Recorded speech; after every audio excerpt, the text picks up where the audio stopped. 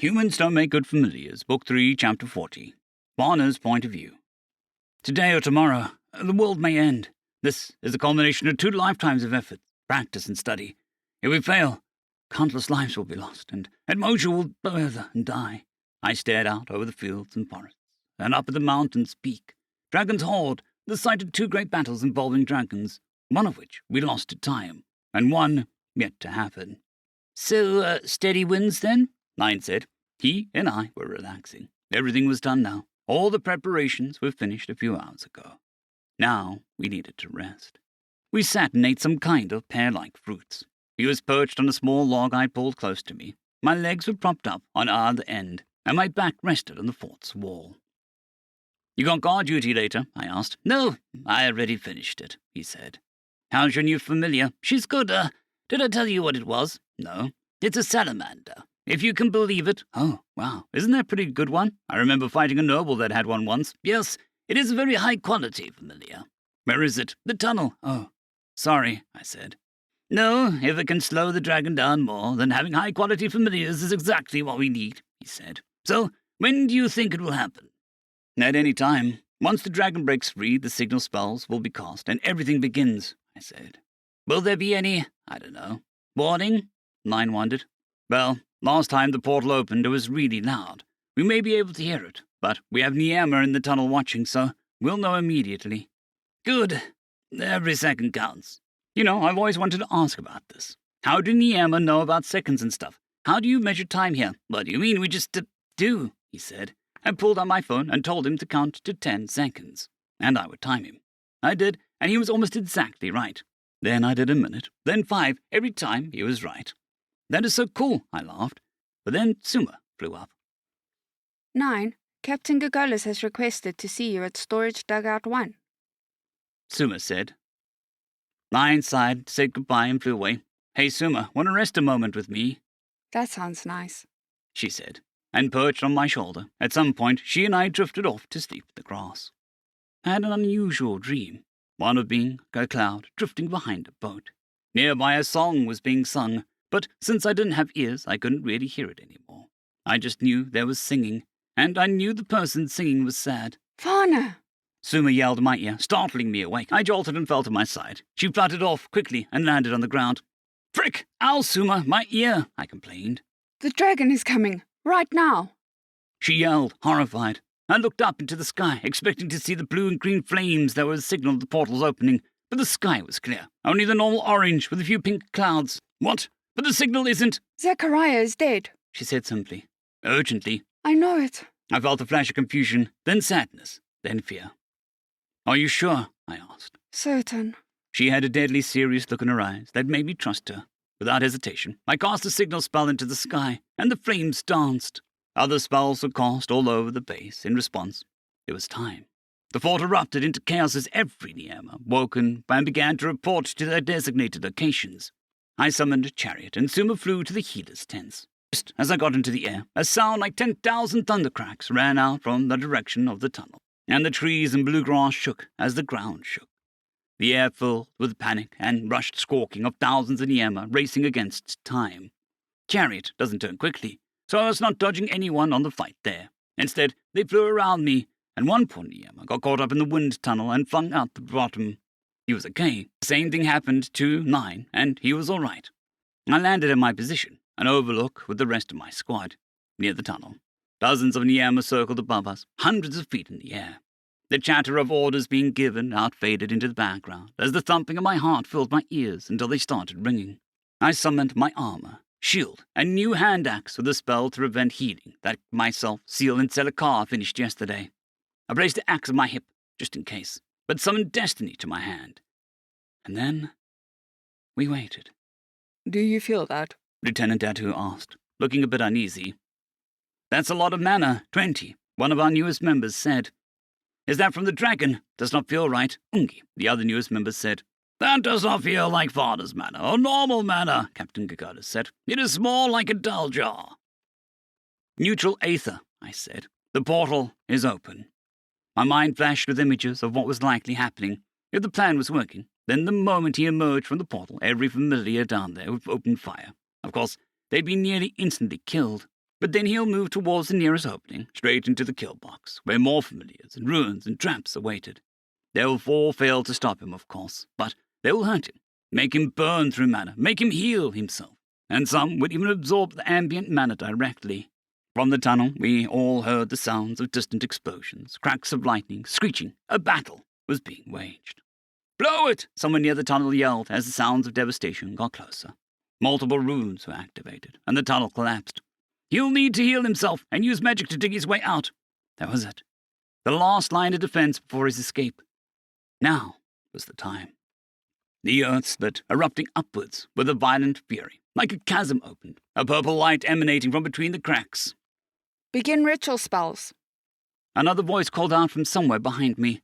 Multiple voices began to chant various spells. It would take time before they would be able to activate, but so far, everything was going according to plan. And then, we all heard it, emanating from just below the ground, a roar, not from injury or fury. This was triumph, victory. He was claiming it before the battle had even begun. And from the cracks, a single massive claw jutted up, then another. Slowly he rose from the ground, like a corpse coming back from the dead. He looked like one too. His skin was gone.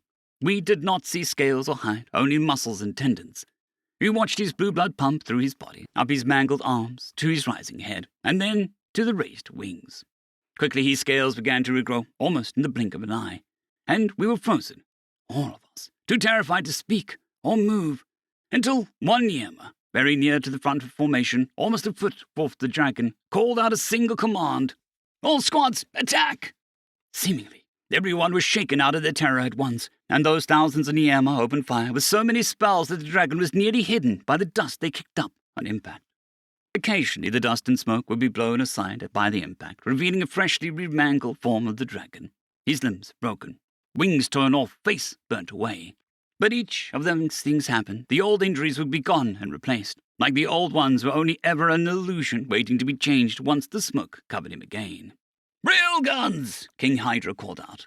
Before now, the dragon had not bothered to cast a single defensive spell. But the moment our railgun barrage began, he made his first move. Without a word, he cast a spell, not unlike the one I use. All of the attacks that had been ripping into him before were either stopped dead or pushed to his side.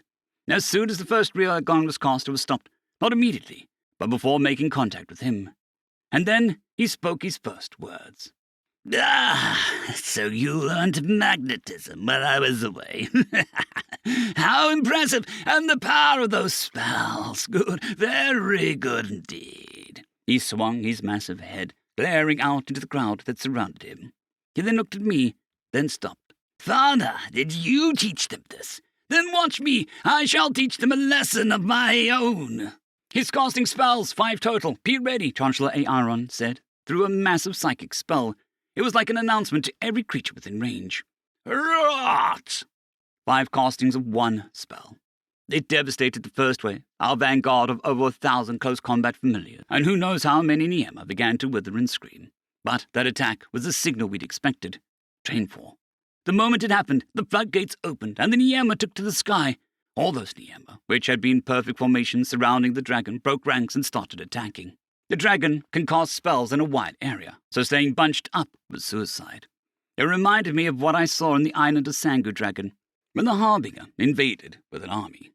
A cloud of Niema filled the sky, pulsating in and out, spells being fired at every angle. But instead of going in all directions, each spell had a single target, right at the center of the swarm. I summoned Chariot and took to the air too. But without the maneuverability of Niema, my role was different. A group of us, 7 in total, all who'd learned railgun, spread out so that we couldn't be caught in a rot spell as a whole, and began to open fire. Parts of the cloud of Niema fell to the ground, dead, as they unknowingly flew into the dragon's spell, and left massive areas the rest began to avoid. "Railgun!" I said, and launched an attack. It hit the dragon, who had to shift his focus to defend against attacks from all angles. That was the major flaw of the magnet spells. They can defend your whole body all at once, but that would eat through your mana reserves quickly, even for a dragon. Knowing him, he'd figured that out, and had switched to relying on his healing to tank most of the damage, and using small amounts of the magnetism to defend against the big spells. Which is why we had to rely on numbers to distract him, and overwhelm his defenses. He can cast 5 spells. That's 1 for healing, and 4 small magnet shields at most. In the distance, I saw others fire theirs as well at the same time, just like we'd practiced. 7 cracks of thunder, 3 strikes. 1 very injured dragon. Yeah! He yelled in pain for the first time. Entrance holes the size of ball bearings, and exit holes bigger than human bodies. A quarter of his body was annihilated, but it hardly slowed him down. Instead, it caught his undivided attention. He opened his mouth and a magic circle appeared in front of it. I shot another railgun, as did the others. Black flames leapt from Niama to Niama, burning a path through them. Some were fully incinerated. Others were only partially caught by the blast and fell to the earth below, probably dying on impact. I saw more than one get bisected by the flames, half their body turned to ash, and the other half falling. He wasn't aiming at me, though, but at the closest group. Everyone else was just in the way. The flames caught him, named Tutaku, one I'd named personally. I felt our connection severed in an instant. By the time the flames disappeared, there was nothing left of him. Then the dragon opened his wings wide and beat them down so hard the closest of the Niama got caught in the sudden downdraft and hit the ground. He took to the sky, slowly, but not for long. Now, it was time for step 2. Just as he focused his attention on the biggest threats, the Niama, who got names and made familiars but couldn't learn the railgun spell in time, moved in. Bolts of lightning, larger than any Niama had probably ever cast before, struck the dragon's flanks and wings, temporarily paralyzing him. He seized and fell back to the ground with a heavy impact. His head cracked on the ground hard, and I took the shot. Well, we all did. The remaining 6 of us fired for his head, a death blow, but each was stopped mid-air. All of the attacks were suddenly being stopped. He'd recast a full-body magnet shield spell. "Dang it," I yelled. That was probably going to be our best shot, and I doubted we'd get another like it. He slowly rose, healing fully. Those chunks of flesh we'd torn off burned and shocked back to normal. And then an announcement came through our minds. "The Chaos Dragon's total mana has been reduced by 10%. I couldn't help but think, all of that for 10%. Looking around, we'd lost a fifth of our forces in that skirmish, mostly to the dragon's initial rot spells. I could only imagine how hopeless this fight would have been if we'd tried to fight him fresh from the portal. If we tried our first plan of desperately trying to keep him in the portal rather than fighting him here after draining him of mana, we'd be dead already. "4 spells incoming," a voice said, and we all began evasive maneuvers. I pushed Chariot hard, rolling to the left and back. The others did something similar, but faster. "Betray!" the dragon said. Suddenly, some of the Niama started to turn on themselves, firing spells wildly at one another. This caused confusion and broke the swarm, forcing the Niama to spread out to deal with those under the dragon's control. But my team never stopped firing, landing 4 more solid blows on the dragon. He protected his head and other vital organs, but we managed to blow off his arm, leg, tail, and wing. But it didn't matter. The heat was off him for just a moment, and that's all he needed. Beat his one wing and stump and took to the sky. "They're for show," I said aloud. Alert! The Chaos Dragon is airborne. He is using magic to fly. Move to phase 3. "Varna," a voice in my head called. "Get clear." Then I felt it, a tingling as all the air on my body stood on end. It wasn't fear, though. It was static electricity. Banking hard, I dived down and away, then pushed mana into my armor just in case I needed some healing. The dragon noticed it too, but also too late. The others were faster, so I had to rely on them for this part of as I frantically tried to move. I heard them, though. 4 cracks of thunder. Then 5, 6, 9, 15. I turned and saw a lightning storm of at least 20 bolts all strike the dragon at once. The dragon was knocked out of the sky. Bolts of electricity arched around its body like it was tapped, though. He tried to put his shield up again, but that much lightning punched right through. He fell and fell, cooked and burst in places like popcorn, but he didn't hit the ground. He started to heal before ever landing, righting himself before impact. His attention turned to the east, where many of the ritual spells were being cast, like one that just hit him. He pointed himself at them and flew, ignoring all the attacks along the way. But then I noticed he wasn't really ignoring them. They weren't hitting anymore. He was keeping his shield up around his whole body. I leveled out a dive and cast a spell to increase my speed to keep up with the dragon, who was rapidly getting faster. "Suma!" I called through our connection. Varna, are you okay? I can hear the fighting. "Tell them the dragon's flying to the east ritual circles. They hurt him, and he's going to take them out." Right, yes, she said. I thought about firing another railgun, but no, it wouldn't work. "The dragon's mana has been reduced to 75%, the voice called out psychically. East Ritual units, be advised the dragon is moving to you by air from the south. Think, Father, think. What were all those physics classes for if you can't figure out a way past magnetic field? I said to myself. Railgun can't break it. It absorbs fire, and it redirects everything else. Wait, I got an idea. I couldn't break his shield, but I could warp it. One powerful magnetic field can warp another. My shield can beat his. Maybe. I cast my own spell, but instead of surrounding myself with it, I put it in front of me. I couldn't feel anything, but something seemed to catch his attention, because the dragon's head whipped around towards me. What? It yelled, confused. I cast Fireball using my chaos magic and caught him directly in the spine. He roared and started to fall from the sky. I saw him struggle over something, look confused and glare at me. Inversion mana, you insect! I can't fly! Unfortunately, caught in the warped magnetic field, the same was true for Chariot. I undid the seatbelt and jumped. Suma's point of view. Another wave of injured. Clear dead. Make room. One of the other healers said. There was a nearly constant inflow of two things in our tent right now. Full Daljars and the mortally wounded. As for the outflow, that mostly consisted of empty Daljars and the dead.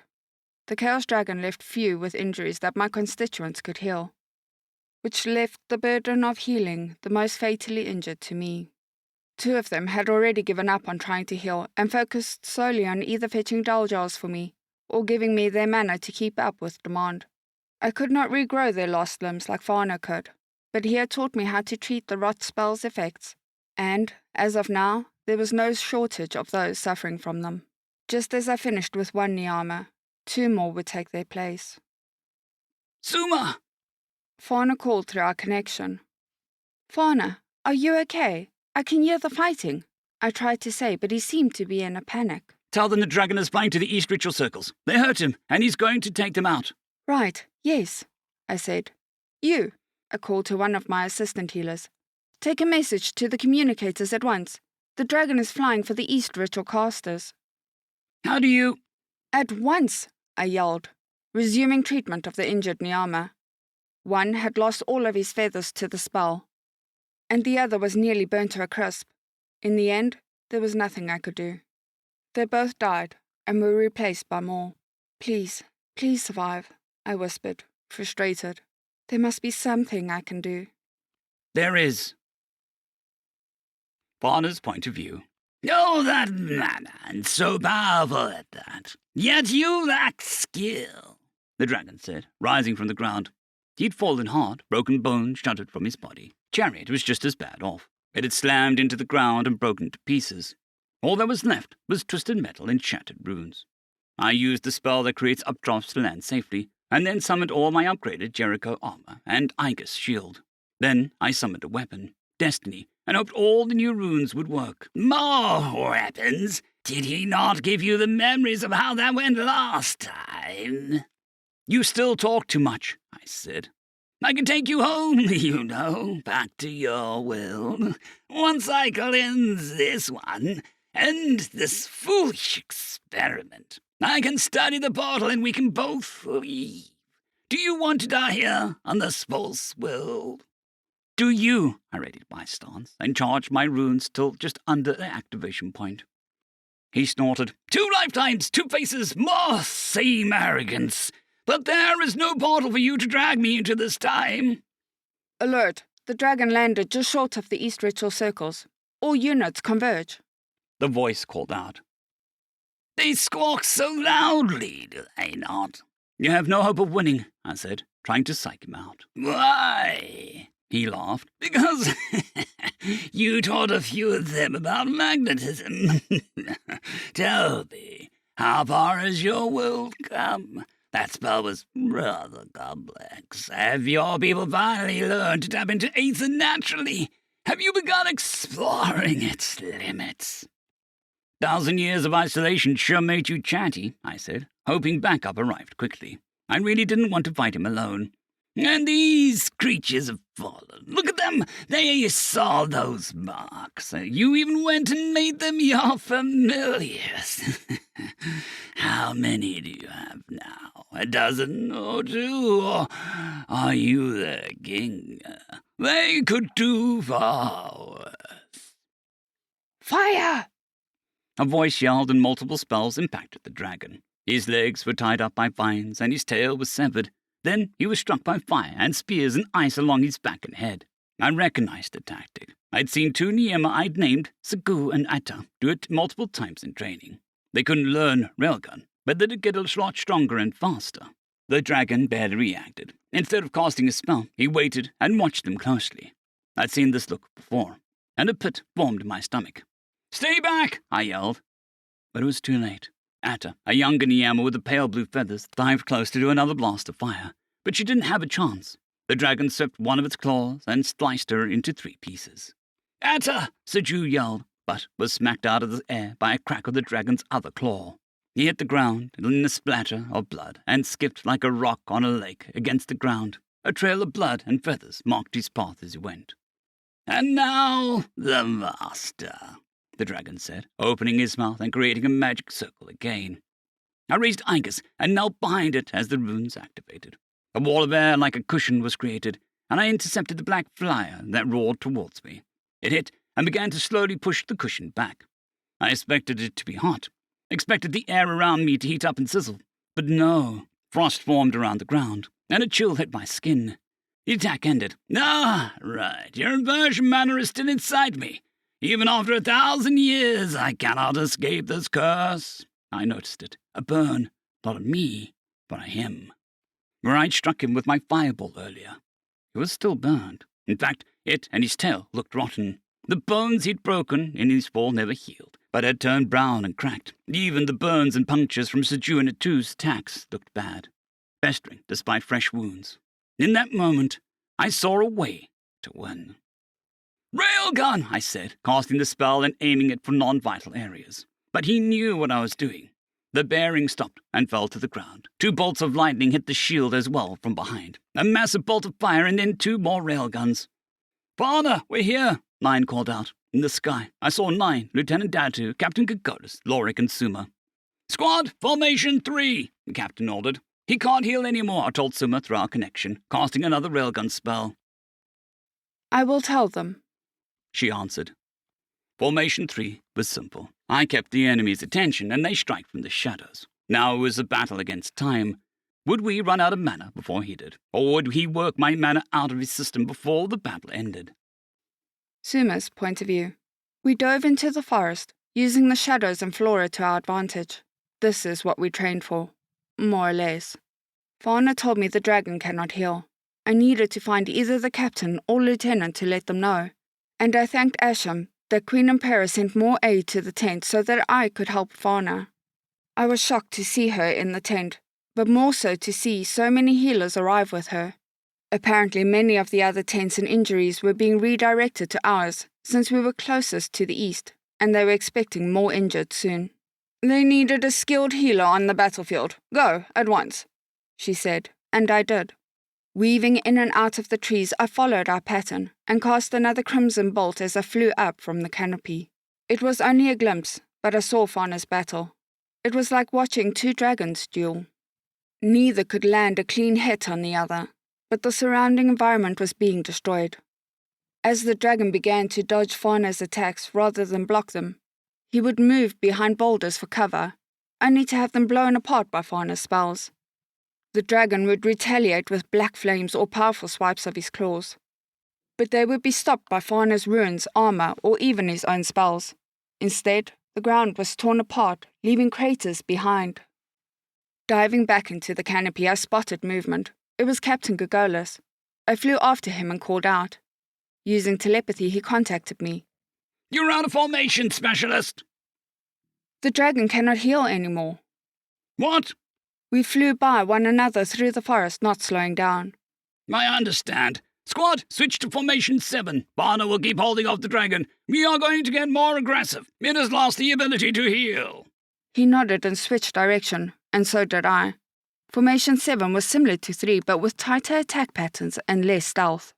I heard 2 cracks of lightning in the distance, but then passed Captain Datahu moving in the opposite direction.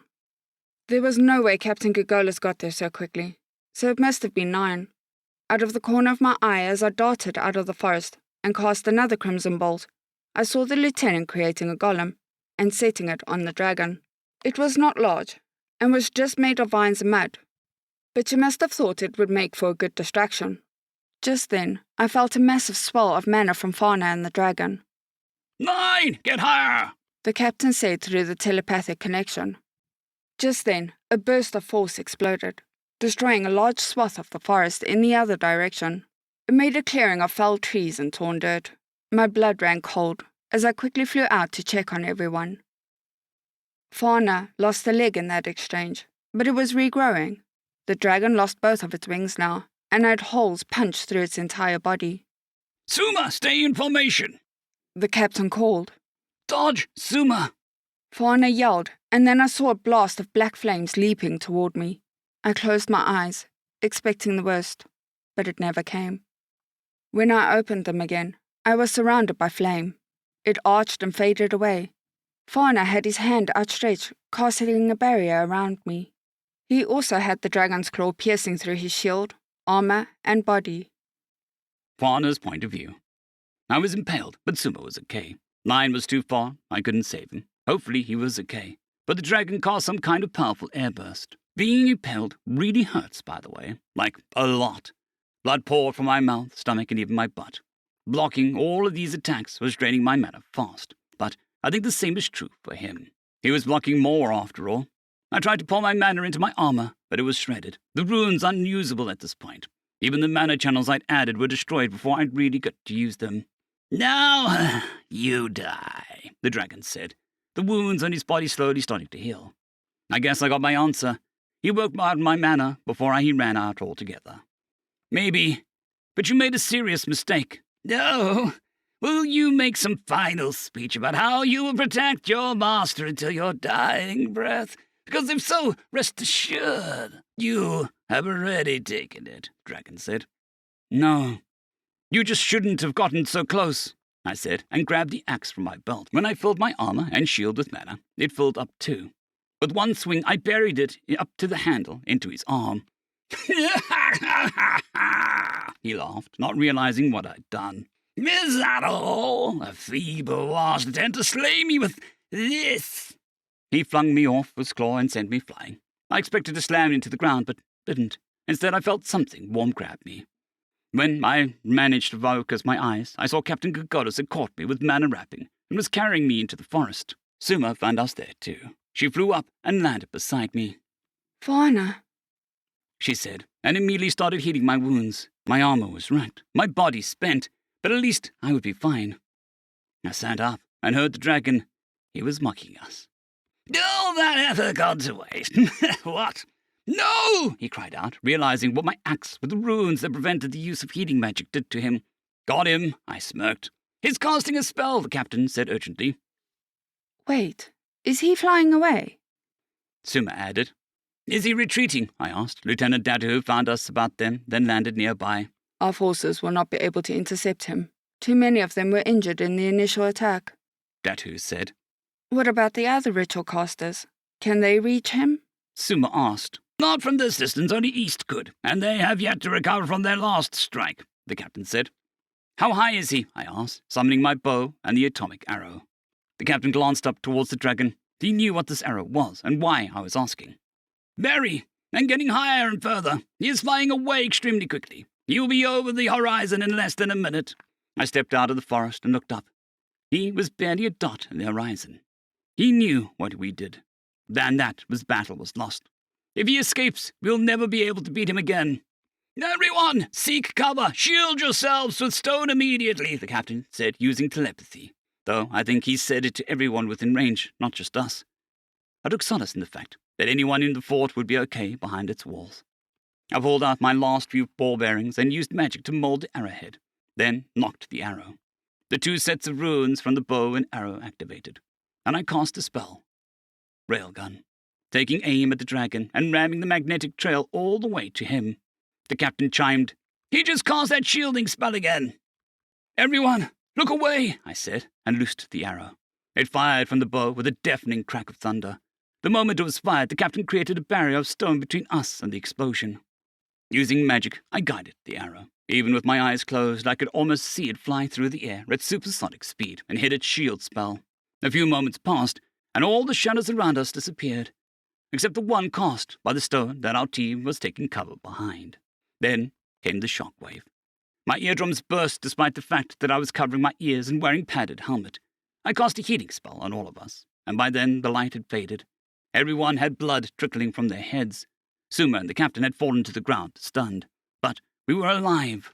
I looked up and saw pulsating lights like an aura filling this section of the sky, and a cloud of flame like pillar rising. Not even a dragon could. The lieutenant mumbled. Agreed. Nothing could survive that, I said. I think she was going to say do and not survive, the captain said, righting himself. Is it over? Suma asked. I looked at the fading form in the mushroom cloud. Yeah, it's over. End of chapter.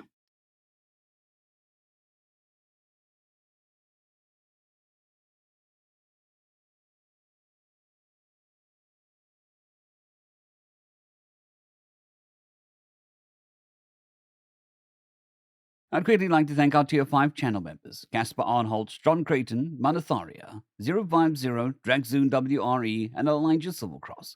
Thank you very much.